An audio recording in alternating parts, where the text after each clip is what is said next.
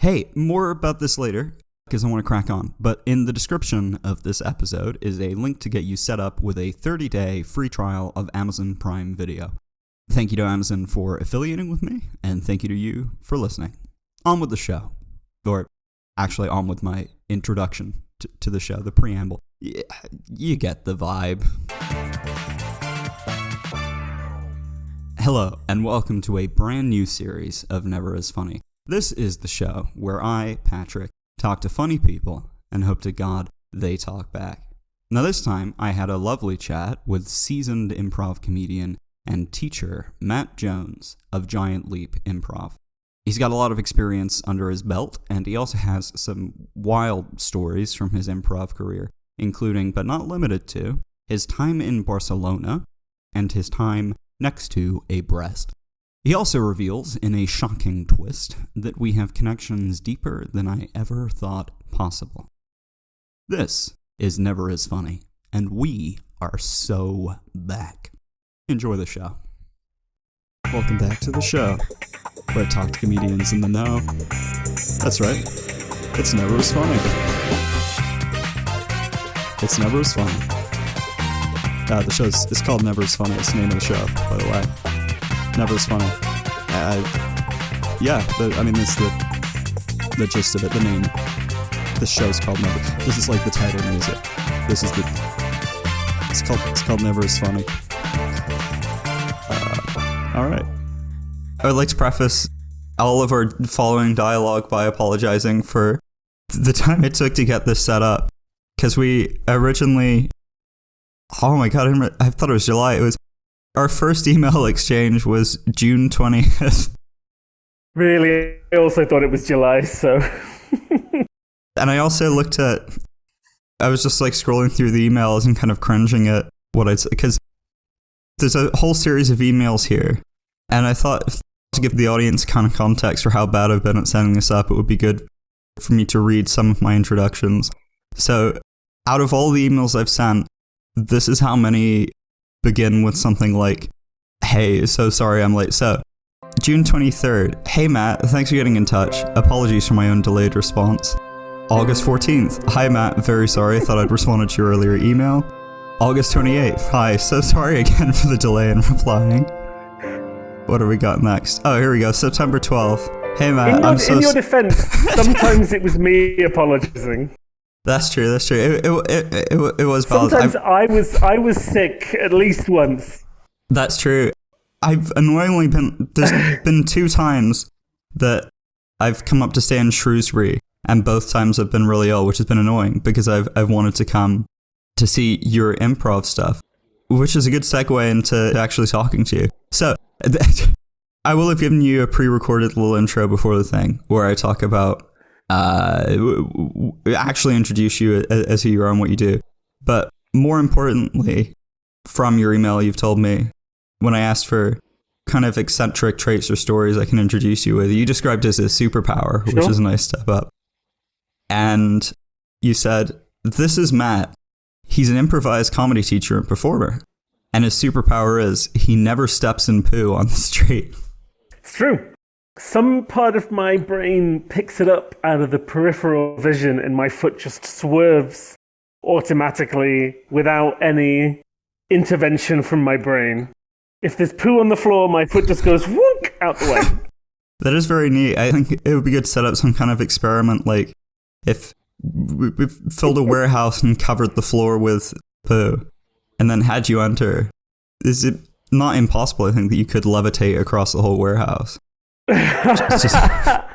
Well, it definitely involves my eyes, so I know blindfolded I will still walk through poo. I know my eye is somehow detecting it. Okay, that's your fatal flaw. So don't blindfold me and I'll levitate. That's the deal. That's incredible. That's a great accolade for us to have. But other than flying across feces, how would you kind of like introduce yourself as, like, what are you up to right now? What kind of stuff are you doing? I am working for The Hive, which is a community centre and charity that supports young people and their creative projects, as well as, like I said, community centre. So there's life drawing, a choir, and activities for toddlers, and art sessions and craft sessions, and Oh, great. all sorts of stuff like that. And I am also running my third improvised comedy theatre group, which I have called Giant Leap Improv. Oh, really? Your third? I definitely want to dive into your background. I mean, obviously improv, but like what kind of stuff does Giant Leap get up to? Giant Leap has, at the moment, a jam once a month where anyone who wants to come see some comedy or get involved in comedy in some way will explain how the game works. There'll be a short form theatre game. Yes. And we'll invite people to raise their hands if they want to come up and play. And we're getting a fairly regular crowd to that, which is nice. And that's at the Nerdy Coffee Bar in Shrewsbury, which is a place for board games, but now also improvised comedy. Yes. And we also do classes on Thursday night. Thursday afternoons and evenings, we do improv workshops. Oh, great. Very exciting. I want to say I love Nerdy. I think mainly because I think I discovered it independent of The Hive. Mm-hmm. Mainly because I've got a very, bad sleep schedule. It's very flipped. And whenever I come to Shrewsbury, Nerdy is the one place I always have in mind because it's open till like 8 or something. And it's the only cafe I know that's like that, and it's a great little chill place to go. Oh, it's so nice. Have you ever been to their tavern at the back? They have a little Dungeons & Dragons tavern. Tavern? With flickering lights and a map and a big massive screen on the table. Yeah, it's a fun space. That's incredible. I didn't know that. Dungeons & Dragons is always something I've wanted to... I think years ago when I was a teenager, I played it online with a couple people. It's always something I've wanted to get involved with. Nice. And I've met other friends throughout my life who've been like, oh, I'd like to give that a shot. But it seems to require a lot of work to get it set up. Well, there's a lot of crossover with improv. If you want to turn up and run a session with no preparation and just make up as you can, and it will work. But the main problem, I think most D&D fans would agree, is scheduling conflicts. Yes. If you want to play a game, it's going to be at least twice a month, and how can you find a group of 4 or 5 friends who are available the exact same time every day for 4 or 5 months? I don't know. Hard work. Yeah, it's tricky, as evidenced by the aforementioned us setting up this one Zoom call. Yeah, if you and I would have been playing a game of D&D, we'd be having one session every 6 months. But yeah, so what... I mean, you mentioned you put on classes and things. That's right. Like, I guess, yeah, to pull out a bit, I mean, I think most people listen to this, I think most people in general, maybe a vague concept of what improv is. But sure. If you were talking to someone and they didn't really have any concept of it, what would be how would you sell someone on like, hey, you should come to class, this is the kind of stuff we'll do? Oh, to tell someone to come to a class, I would tell them, I had a really nice expression for this recently. If you... I want to find it and use it. If you feel like you're fading into the background in a social situation and you feel like no one really pays attention to you and you wish you were funnier, then come to an improv workshop. But also, if you feel like you're always the center of attention and you feel like you're a big personality, it's also a great thing to do to come and do improv. I used to teach a lot of scientists. Was really? A strange demographic that I would get, because a lot of people would get into science and coincidentally be very antisocial and just sit and work at their desk and work on their research and work on a product without really worrying about social interaction. And they'd hit a level of success where now they had to present to a general public or to a group of scientists. And presentation skills and scientists is not much of a natural crossover. So we'd get a lot of scientists coming to improv classes to learn public speaking confidence and how to project your voice Right, yeah. and how to be more comfortable in that kind of stressful scenario. Yeah, definitely. I mean, it's something I found in all of comedy, really, also other just performance type things that it's quite, I mean, I would be one of them. People who, in general social situations, struggle a bit, and that it's something that can help boost your confidence. It's interesting to me with improv, especially, I think, because I did it quite a bit at uni, which is where I got into all of this stuff in general. And it was always the thing I found the scariest. I found it scarier than doing like sketch stuff on stage. I think I even found it scarier than stand-up in a way, because with stand-up at least it's all on you, whereas with improv, you can't control everything. Yes, yeah. Which is what kind of, if someone was like, oh, I'm interested in trying this out, but I'm low-key very nervous about it. I don't know if I have what if I get up there and don't know what to say? Yeah. How do you kind of encourage people with it? I would encourage people by saying the way that a baby learns to do everything in life is by making a ton of mistakes. And when you were a baby, you made endless mistakes, and through that process, you learn how to do something. Improv is an art that encourages you to make mistakes. It's a space, like, yes, if you were on stage in front of an audience, that can be terrifying. But in the case of a workshop, to just be in a room with other people who are trying something and messing up collectively, that's what improv is about. You all learn by doing it wrong, and you accept everyone else doing it wrong at the same time. On stage, if you've practiced and you've performed and you feel like, I'm ready to do this in front of a public, the mistakes are the bits the audience love the most. And good improvisers take those mistakes and turn them into gold. Yes, definitely. I think most improv shows I've been to, they've all had a great atmosphere of, you feel like you're on the side of the performer. Oh, yeah. There's a little bit more fourth wall breaking, I think. That's the massive difference between improv and stand-up, I feel, is a stand-up audience turns up, crosses their arms and goes, make me laugh. Yeah. Where an improv audience, I agree, they're on your side. They want you to be funny and they cheer your successes. Yes. Much more accepting crowd. Yeah, definitely. A friend once said of stand-up that there's no creative art with more immediate negative feedback than stand-up. If you were to paint a painting and unveil it to a group of strangers, they wouldn't go, boo! You're terrible! Never paint again! Yeah, stand-up gets real negative mouths, unfortunately. But improv doesn't. Yeah, that's true. I mean, I find it difficult to imagine a context in which people would boo or in an improv show. Before you move on, I just want to say, you said you tried improv at university, and we went to the same university. So did we? You went to Durham? Yes. Yes. So you performed with Shell Shocked? Oh my God! Yeah. Yeah. Actually, I was there before they were called Shell Shocked. But yeah, Durham University. That's where I started my improv. The first moment of my improv career was at Durham.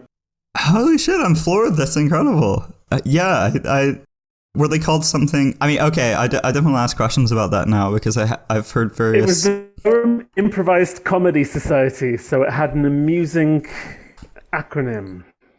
Durham that's good. Comedy Society. I'll definitely follow up some questions because I've heard stories about early improv, Okay. I think we'll get to that. I've derailed you. Oh, massively, but in a really good way. I'm enchanted by that. But yeah, that gives a good segue into, I want to ask you about like how, I mean, it's a cliche question you ask anyone, but it's a good start, which is like, how did you get into doing improv or comedy in general? Is it, you said uni, have you always been this type of person or? I've always been this kind of person. I have always loved telling a story. On another sort of stand-up comparison, you meet people sometimes who say, I want to try stand-up. I go to the pub and I tell my friends a story. Yeah. They're all in stitches, so I think I'm going to be really good at stand-up. And I want to tell them, no, you'd be really good at improv. That's Right. not how stand-up works. Yes. Because a story, sometimes you can make a great story in stand-up, but a story is more of an improv thing, I think. I loved telling stories to friends. I knew of improv from a young age and went to audition to all the much more highbrow shows at Durham University and audition for these roles, and they'd say something like, "Please be sad," and I would just go, "I'm so sad," and they were like, "Oh, just go join the improv. That's where they like hammy actors." Like a sort of, is it called like commedia dell'arte? Like the kind of classic clown? Yeah, just, there's no such, well, there is such a thing as too much emotion, but you can play over the top in improv. You don't have to be realistic ever if you don't want to be.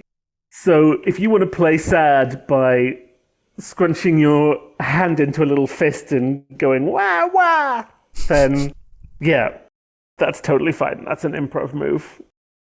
Definitely. I think in a lot of ways it's more success. I mean, you mentioned you've got people who are big characters in real life and people who are more shy in real life. So that's right. I think one of the things that works really well with improv is different dynamics. Quite often it's quite funny to have someone going really big and bouncing off someone who's being more natural. Oh yeah. I mean, you mentioned clowning before, the sort of the straight face and the great, I forget, pale face. Ooh. Pale face is the sort of straight talking one. Yes. I forget the terminology exactly, but yeah, you'll have one crazy and one ordinary. A lot of Monty Python stuff is that as well. Yes, I think I'd heard, I love Paleface, it's quite eerie. I think I'd heard Straight and Shiny, maybe? Ooh, shiny face, yeah. If you're listening at home, please write in and tell us what we're getting wrong. That'd be fantastic. But yeah, so you kind of found your way into improv. I mean, you said, I've got to try and contain my excitement here and not make this a podcast that only people who went to Durham would understand. But yeah, you said you joined, so what it is now is Shell Shock, which is the Durham Improv Society. I've had guests on from there before. And you said you joined quite early. I mean, did it exist when you joined, or were you part of how it came together? I was there in their 4th year. Right. So my first year was their 4th year. So there were people who had founded it who were still around. The people who were doing 4-year degrees or doing masters, we still had some of those people there. We were sort of the second generation. Right, yeah. What was your experience like? Did you pretty quickly realize, oh, this is great, this is what I want to do? Or did it take a while to click with it? No, really, really quickly. There's a scene I often quote to people that was me going, oh yes, this is me, because there was a beautiful, gorgeous woman who was running the group at the time. Yeah. Who now continues to work in comedy and still does improvised comedy shows. And there was a suggestion that a scene involve a mother and a baby. She grabbed me, pulled me on stage, shoved me on her boob, and I was just a baby and I didn't have to say anything to the whole scene. I don't know.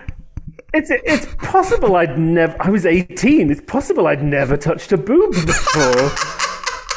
And I was like, this is a nice place to be. I could join this group. That's the most, out of everyone I've had on the show and like asked like, how did you get into doing it? That's the most Freudian backstory I've ever heard. That's incredible. Why do you want to do improv? Because it reminds me of the scent of mother.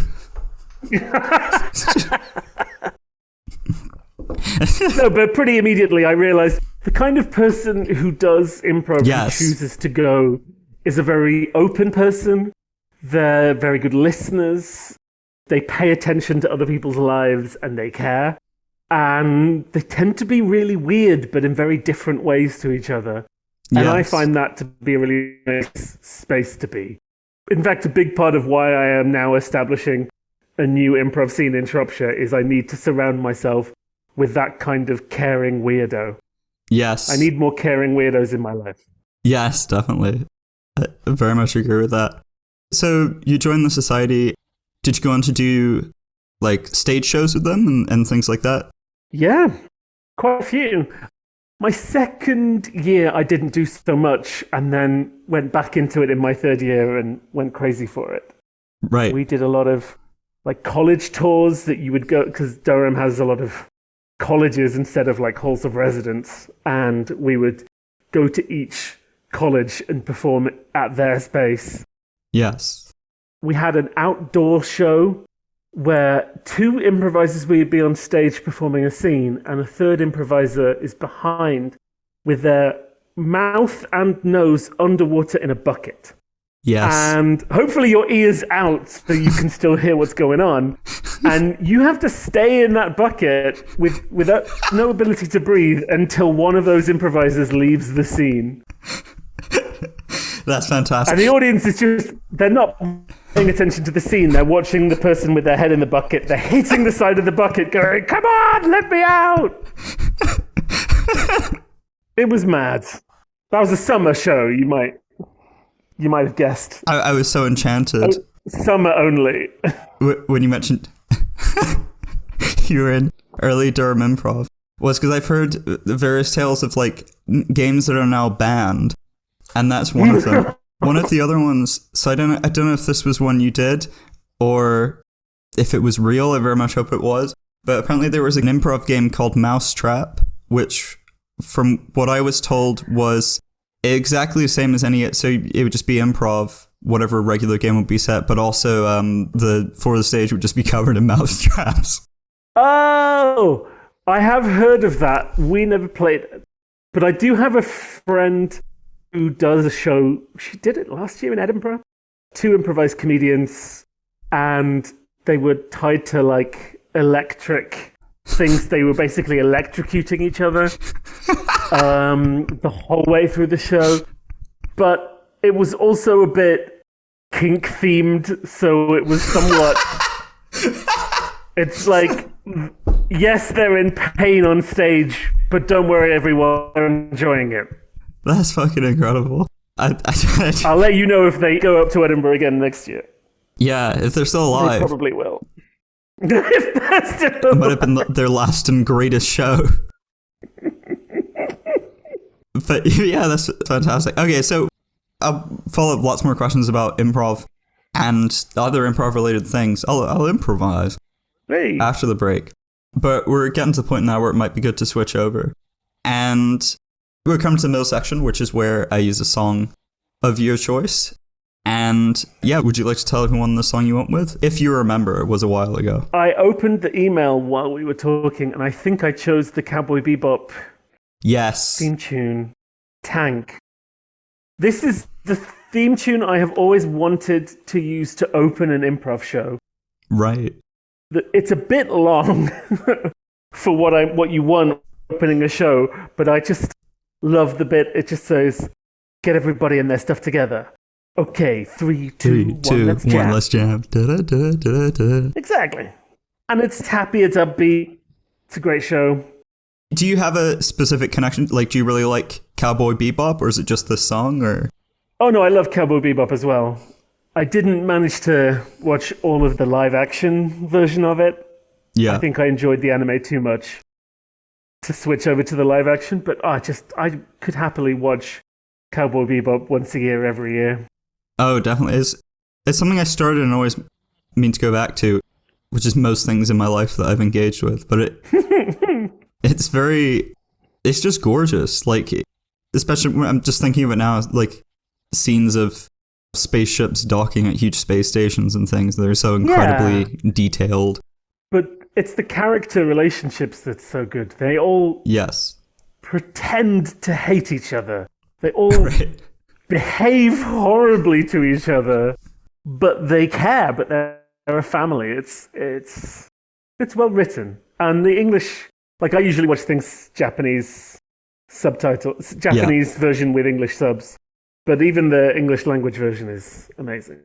That's great. Okay, well, 3, 2, 1, let's jam to the middle section of the show, which is happening now. This is an advertisement. I mentioned at the start about Prime Video, and let's both be real, you know what that is. It's Amazon's premier streaming service. There's a lot on there. That's surprising amount of stuff, actually. When I'm desperately Googling, where can I stream X show UK, Prime Video's often the first place to pop up. And there's a lot of good comedy on there. For example, last week I forced my girlfriend to watch Nathan For You, which is one of my favorite funny shows of all time. She also encouraged me to watch Law & Order SVU, which is one of her favorite shows. And she's also informed me that it is now my favorite show. And if it isn't, our relationship is over. Anyway, if you'd like to try it out, the link in the description will get you a 30-day free trial to the service, which you can cancel anytime. If you do that, Amazon will give me a small commission, which means not only are you helping to support the show, you're helping me pay back the millions in debt I owe to the government of East Germany. Yeah, they're still around. And low-key, these guys, they don't play about their Deutschmarks. Thank you to Amazon. Thank you to you for listening. And it's middle section time, baby. All right, everybody. New series, new middle section. Same me, actually, because I'm already top of my game, and they will never replace me. Never. Now, Matt Jones thinks he's king of improv. Thinks he rules Shropshire. Well, it's time for a coup. Because there's only one room for a king of improv, and it's going to be me. And I'm going to prove that I can improvise just as well, better, actually, than Matt can, by running a short, solo improv performance. Now, the rules of the game are this. I'm going to say the lyrics of the song Tank by the Seatbelts that Matt chose, and then from that, I'm going to improvise a scene. So let's go. I think it's time we blow this scene. Get everybody in the stuff together. Okay, 3, 2, 1, let's jam. I don't actually know what to... I mean, I can try like... I'm the Unabomber, and I love blowing scenes. No, hang on, that's really bad. I can't do that. Yes, and... Why? Why? I'm but a poor farmer. I've got to get all my stuff together for the harvest season. Otherwise, all my fields will lay fallow. Trouble is, I've got nobody left. Sacrificed me whole family and a cage of wicker I have, for the promise of fertility. Now I've got no family, no fertility, and everything's just fucked. I've fucked everything. I can't do improv. I mean, farming. I'm not a farmer. I'm nothing. I'm nothing. End scene. So Matt, I hope you learned from that. That I can improvise. That I'm not kidding anyone. Yeah, you're the improv king. All right, you know you are. Just don't rub it in my face. All right. Why don't you cut off my hands and hang me in the town square? Tell you what, be a benevolent monarch and make it quick. And then you just remember, Matt, when one day, your throne is going to crumble into dust and your bloodline will dissolve into the river of time. When that happens, remember this peasant boy you stepped on. Remember my face. No, you can't. You can't do that. It's an audio. It's a podcast. Remember my voice, because, my king, I forgive you.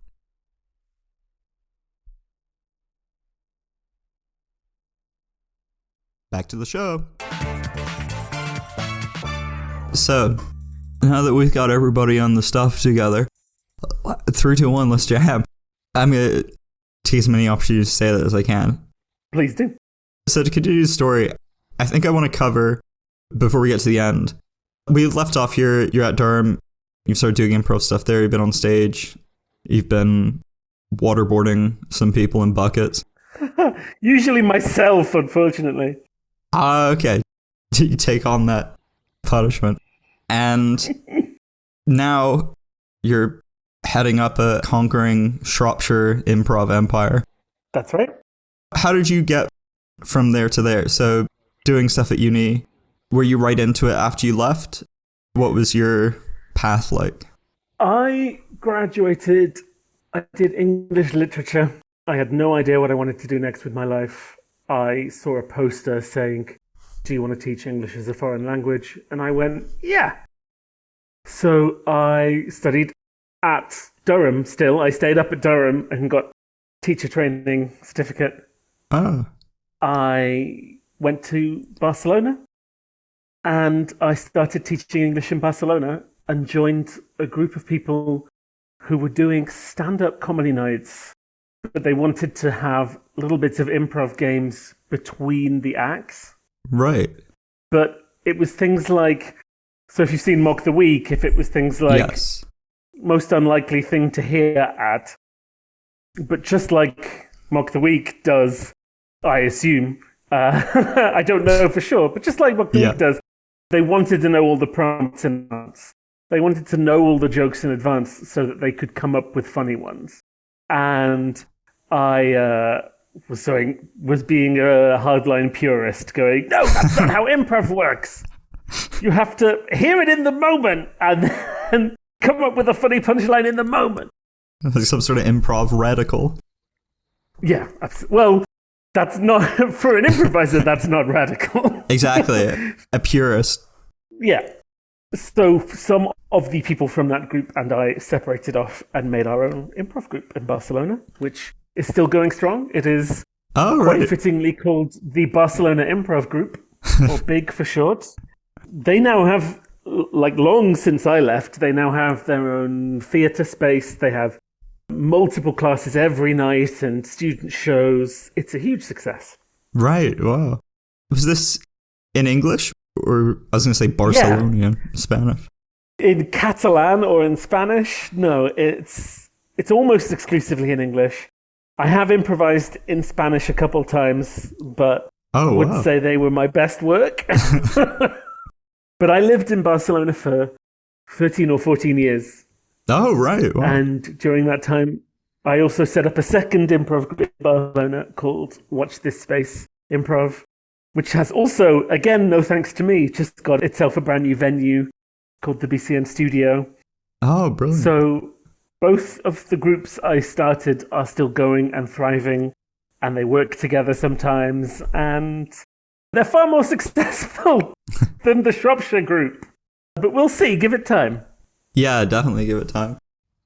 The thing, I think a lot of people who love it in Barcelona are that you've moved there from all sorts of different places. There's a lot of French people, Scandinavians, right, Germans, people from all over the world who then want to practice their English. But in a Spanish-speaking city, they'll come to an improv night. Oh, I see. Yeah. You should start setting up a chain of them across the world to slowly dominate. I tried. There's a group in Estonia. Estonia? I mean Estonia, hold on. Nope, it's not Estonia. It's No, it's not Latvia either. It's Lithuania, there we go. There's a group in Lithuania that I, in my head, call Watch This Space Lithuania, because the person who founded it did his first improv. Me, we performed a two-person musical improv show called Two Directions. And now he runs an improv scene in Lithuania. So, in a way, it's a global empire. Yes, yeah. That's brilliant, the way that spread. Yeah. And then, what was the experience like of setting that up? Did it all come naturally, or had you had much experience with, like, on the admin side of things going, okay, I've got to get people to run this, I've got to sort out venues and things. Did that come naturally, or was that a bit of a struggle? Some of that's always been a struggle for me. Some of it's really easy. Right. In terms of running a workshop, running a class, just getting people together and teaching them some stuff, that I've always found really easy. I am a teacher by nature. I think whether I'm teaching English as a foreign language or teaching improv, right, I find that easy to do. I always needed other people to help me with promotion. I am very bad at self-promoting. I'm great at promoting other people's stuff. Right. But when it comes to my own classes, my own workshops. I'm much better at it now, but it's still a skill I'm trying to improve, getting the word out there to people. Yes. It helped that we started the Barcelona Improv Group in 2011. Oh. And that was an era in which everyone was on Facebook. Everyone everywhere was... 2011? Yeah, everyone was on Facebook. Yeah. And so you only had to promote on Facebook and you didn't have to worry about Instagram or TikTok or everything else. Oh, God, yeah. Balancing them all is tricky. The teaching thing's interesting to me. So, I mean, you kind of mentioned it a bit, but do you think what you learned when you were studying teaching English as a foreign language and things, do you apply stuff from that to teaching improv? Oh, absolutely. They both work both ways. There's a lot of famous improvisers out there who are amazing improvisers, and sometimes you go to their classes and you're like, oh, you don't know how to teach. They're very different skills. Yes. Because you'll see them on stage and you'll be like, you do know all of this stuff, you just don't know how to explain it to someone. Right, yeah. And like to be able to read the room and see if your students have actually figured out what you're trying to tell them, or if you need to find a second way to explain it, or give them an example, or how much time you need to give people to work on an exercise before you move on. Yeah, these are all teacher skills. Yeah, definitely. I mean, when you're teaching an improv class, what are the kinds of, like, if you're teaching a class of beginners, for example, what kinds of things are you teaching? What's an improv class like, basically? What's an improv class like? God, they're different every time. That's part of what I love about it. I would say I'm discovering what teaching an improv class is like in England. Right. Is my current experience. Years of doing it with an international crowd. If you've got Italians in the room, they're much more physical and emotional performers than an English person, by and large. And the games that I used to play with an international crowd that people would find difficult, I'm now finding I'm doing those with native English speakers, and especially, from Britain, which is a country of wit and comedy. And like, you're respected if you're quick. You're respected if, in a way that I don't know any other country in the world that puts as much respect on a comedian as the UK. Right. So some of what I used to think were the really difficult games, I'm now like, oh no, everyone in this country has been training at this. They know how to do... And I'll give you another Mock the Week example. If you had unlikely things to hear at her. God, we had some the other day. Oh no, they've gone from my brain, but things like unlikely thing to hear at a funeral. And people were just, with no time to prepare, they were coming up with some of the funniest stuff I've ever heard. Yeah. The British brain is wired for that, but we're not so necessarily wired for an open expression of our feelings. Yes. But a lot of what I would say an improv class in the UK, I'm teaching people to feel okay, feeling vulnerable, to be aware they're not going to get bullied or teased for doing it wrong, because you get a lot of that in the UK as well. Yeah. And to support them through trying things and make sure everyone is supporting everyone else, because that's improv at its core, is support.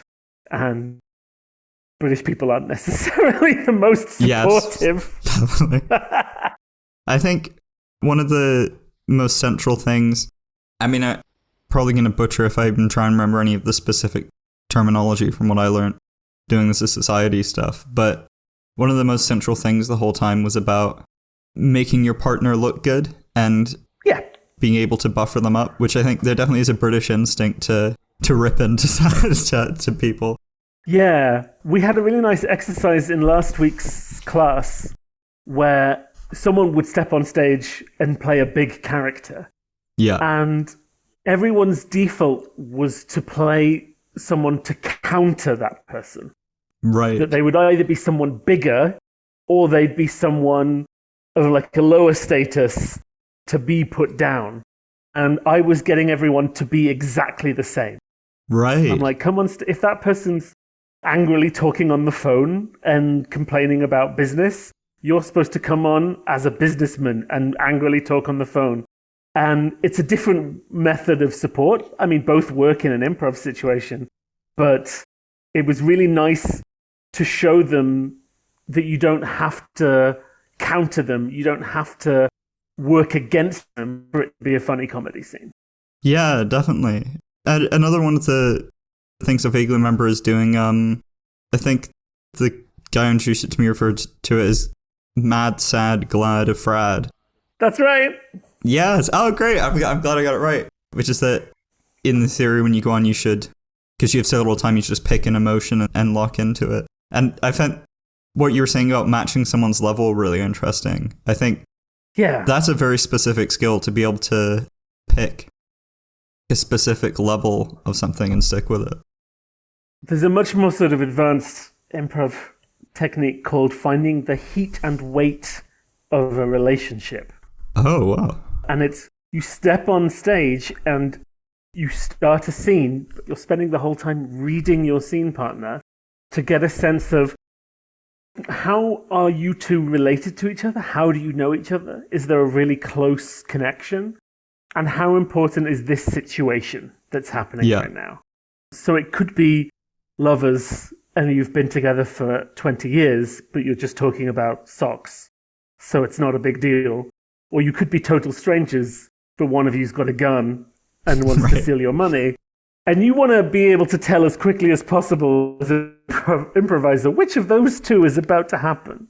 Yeah. Are we lovers talking about socks, or are you about to rob me? Are there any particular short form or long form? Are there any particular performances that you're particularly fond of where working with a partner and doing all that stuff felt like it was going really well? Yeah, recently, well now for every time that I'm holding at Nerdy, we have been playing with a book of the 4 major plays of Henrik Ibsen. Wow. Which dates back to my English literature days. He wrote 2, it says 4 major plays. Only 2 of them are famous. Hedda Gabler and A Doll's House. And you still have to be quite a theatre nerd have even heard of them. Yes. We play a game called Actor's Nightmare, where one person has the book and can only read lines from the book. Oh, yes. And the other person has to say everything else that happens in the scene. And we always go back to Henrik Ibsen because it always seems to make brilliant scenes. Right. There's something about the way he writes that's all about an interpersonal relationship between 2 people. Right. So it really focuses in on how do I feel about you and how do you feel about me? And it makes for some hilarious comedy moments. Yeah, definitely. But yeah, that's very... Sorry, one of the weaknesses with me hosting a podcast is very occasionally my brain just decides to run away. So just give me a couple of seconds. I'll get it back. Do you ever keep it on a piece of string so that you can just pull it back? Oh, I should start doing that, but I'd end up losing the string, to be honest. So that's being an improviser in real life, that you take something someone says and you yes and it. That's the other basic improv principle. If someone tells you yes and, if someone tells you my brain runs away, okay, you're going to take that literally? Yes, okay, so what are we going to do with it? His brain leaves his head. That's why you wear a cap over the top of your head, to just cement your brain down and stop it fleeing. Perfect. That's a great little demonstration. Yeah. Oh yeah, that's what I was curious about. So I think you mentioned you do some nights where at Nerdy where anyone from the audience can join in. Is that right? Exactly right. Yes. I assume are you like comparing these? Yes, myself and my partner in Lad on stage, we compare together. Do you ever end up with tricky scenarios when you're doing that with people who haven't done it before, where either they're not giving enough or maybe they're giving, I don't know, because I know I'd be worried if I'd be paranoid if I was hosting it that someone would get up on stage and I don't know, start saying like heinous shit and you have to shut it down. But is it tricky? Or? You can shut it down pretty quickly. It has almost never happened to me. Right. And that's in an improv career spanning 15, 16 years. Right. Oh, maybe more at this point. But at least 15 or 16 years. I can count on one hand the number of times you've wanted to shut down something that's that bad. Yes. It's not a common occurrence because people who get up don't want to. What's much more likely is for someone to get up and not really contribute. That they don't want to say anything radical because they don't want to affect the story too much. But difficult situation is someone who says something and you're like, how do we take this back? Right. I think I'm noticing much more common these days. So Nerdy is a great community space for a queer community as well. Yes. And in a typical improv scene, you can gender the other person however you want. Right. It might be a cis man in the scene, but if you say mom, then that cis man is now playing your mom. Yes. What I'm noticing as a more recent shift is if you've got someone trans on that stage, you need to talk to them in advance of a scene, because if you misgender... Yes, of course. Some trans people are very comfortable with it because they know who they are and they know they're playing a character. But we have had people who were born male, they are now female, and then someone in the scene has said he. And it can be really dysphoric for them. It can throw them out of the scene. Yeah, of course. That they're being referred by the gender that they've had to tolerate all their lives and don't want to be anymore. Yeah, and all of a sudden they're on stage and like, hey, dude, how are you? Not a dude! Exactly. Yeah, so it's a strange situation where the improv rule is be whatever gender you want and call anyone what gender you want. And that's an improv rule that is changing with the times. Yes. So that we don't trigger people. Yeah, definitely. I mean, more in general from that, I'm curious, especially as a compere, I think it's a very interesting role because with improv, because it is improv, obviously you have to handle things on the fly. Yeah. So what kind of like skills or things do you have where, you know, like if you've got people on stage and they're doing a scene, do you ever have things where it's like, okay, so someone's not comfortable here, or maybe you're on stage and working with someone and it's like something isn't working. How do you get out of that situation? We have a big old car horn that we have at the side of the stage, and at the end of any scene, whenever us as compares, whenever we decide that scene is over, we just go womp womp with the car horn as loud as we can. And that applies to, they've just told the funniest joke and that's a great place to end the scene, just as much as it does to, this is an uncomfortable situation, let's get out of it. Yes. So in terms of the jam, that's how we'd solve it. If it's a team who were working together longer, then yeah, you'd stop and you'd have a discussion about what you just did made me uncomfortable. But yeah, for these jam nights, it's a room full of strangers interacting with total strangers, doing the best they can. But sometimes that's the gold. We had someone doing the dishes in a show that you're doing the dishes and someone keeps trying to kill you and you keep just dodging out of the way of their attacks. They'd never met before. There's one person swinging wildly at the other. So it could have been quite dangerous, but it was hilarious. Yes, definitely. Well, I think you covered quite a bit there.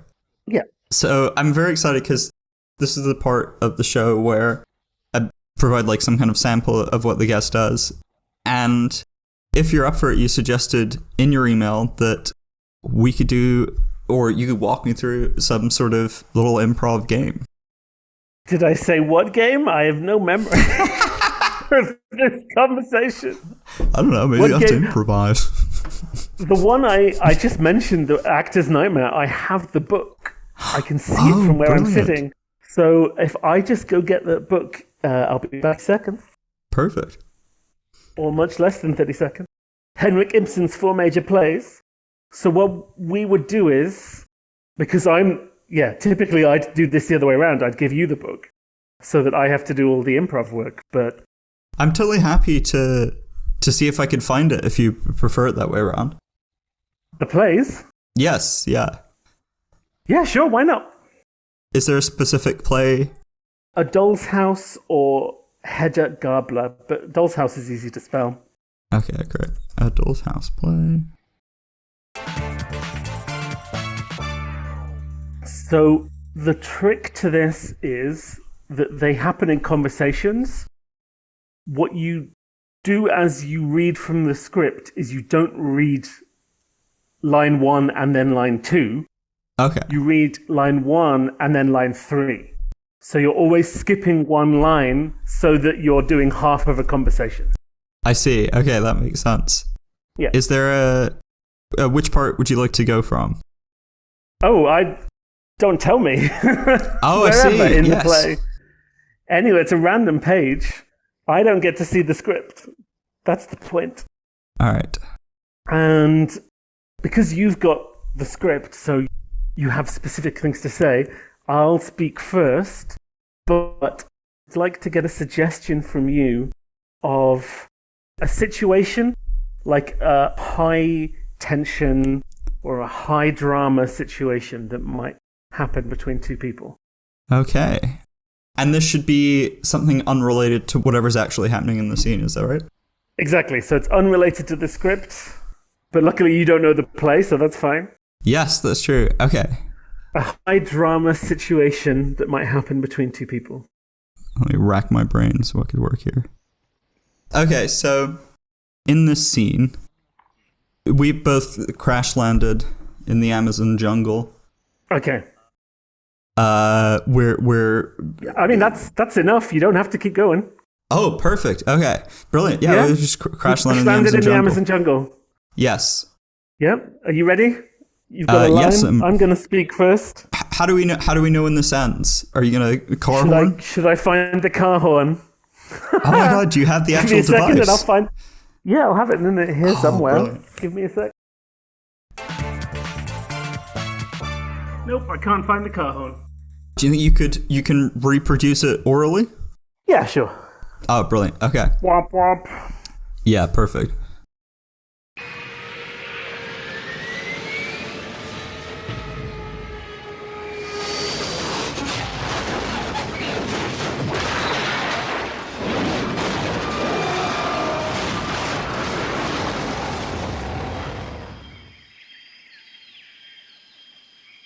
Derek, you're alive! Is the pilot alive? At last I have found the box with the fancy dress. The box with the fancy dress! Yes, we can use the dressing to cover our wounds. I'm bleeding from my thigh. You? But it is very much in want of mending. Yes. If you know how to sew the skin together, please. But I don't have a clue. There's bone sticking out. What an idea! It can easily be put in order. Just a little patience. Oh, thank you. Here's the sewing needle. If you can, I'll just sort of clean the wound. If you get ready, I'll throw any alcohol. God. What, in this horrible weather? You'll catch cold, man. Make yourself ill. Well, is that or I let myself bleed to death, Derek? Please, I will put this stick between my mouth so that I don't bite my tongue. If you can just sew the wound together. The poor little souls are playing with their Christmas presents. You see, they are so accustomed to have the mama with them. The children are alive? Good God, that's a miracle. Oh well, young children easily get accustomed to anything. Children, come here. Come away from the mother. We need to stay together. We will survive together. Good heavens, went away altogether? Yes, your mother has gone away, little Simon. She's gone away to a better place. She's in heaven now, Simon. Now, hold this piece of cloth while Derek sews my leg back together. I was obliged to, if I wanted to be little Simon's nurse. Did it literally say Simon's nurse? Did Did it say Simon? It says Nora. He told a little lie. I thought it was close enough, We'll Mum. call burp burp. Burp burp, we'll call it. I was like, there's a character called Simon. A strange coincidence. It does happen sometimes. Oh, that was very good. I very much enjoyed that. I'm going to have to make sure I can get by to one of these improv jams sometime soon. Yeah, please do. Because that was a reminder of how much I enjoyed 21st of November Yes. is the next one, and the 19th of December. Perfect. Okay. Which is also a good little plug because those will be coming up. I don't entirely know what accent I was doing there. I think I started off with something in mind and it disappeared very quickly. Well, you switched to accent, which was me assuming you were now playing the little boy rather than Derek. I see. I think you thought too highly of... Just mid-scene, you went from one accent to another. It was a plane crash. I was injured. Anything. My voice box was damaged. So far. Excellent. Yeah, anything goes at improv. Brilliant. I think that's a great summation. But yes, as we draw to a close, I mean, you mentioned already, to start with, those are great plugs. I think you said 21st November and 19th December are improv jams. That's right. If you're ever in Barcelona and you want to see some comedy, there's always going to be something. So you wouldn't think it, but you can go see some improvised comedy in Barcelona whenever you want. Fantastic. And was it Lithuania? And in Lithuania. And if you want to come to an improv workshop with me, there's afternoon and evening sessions on Thursdays at Nerdy. Perfect. And then do you guys have social medias that you'd like to plug? We do. We've got at giant.leap.improv for our Instagram and just Giant Leap Improv for our Facebook. Perfect. Okay, great. And I'll drop those in the show notes. Is there, just to make sure I don't rob you the chance, is anything else? Any other things you would like to advertise or mention? Just that the two venues that we've talked about today, both the Hive and Nerdy, are both places that are struggling financially, that bills have gone up a lot, and they're both trying very hard to keep their doors open. Yeah. So please go visit one or the other or both and help support our local community. Definitely. Okay, yeah, that's great. And I'll drop those below. But yeah, for now, I've been Patrick. My guest has been Matt from Giant Leap Improv. And I'll see you guys next time there's an episode. Hopefully, you will be seeing people at jams or work. Wait, you say the workshops are, is that just every Thursday? Every Thursday. We'll take a week off for Christmas, and then we'll see what happens from there. We might be adjusting times, but fantastic. They'll keep going till Christmas. You might just have to improvise. Yeah, exactly. But yeah, okay, brilliant. Yeah, thank you very much for coming on the show. My pleasure. Thank you for making it all the way to the end of the show. You can find the show on Instagram at NeverIsFunny. It's all one word, it's all lowercase. Now, the music used in the intro and outro is There It Is by Kevin MacLeod, licensed under Creative Commons, Attribution 4.0, license creativecommons.org/licenses/by/4.0. We'll be back soon. I actually don't know who the guest next time is, but it's going to be good. I got some good ones lined up. Bye! Love you.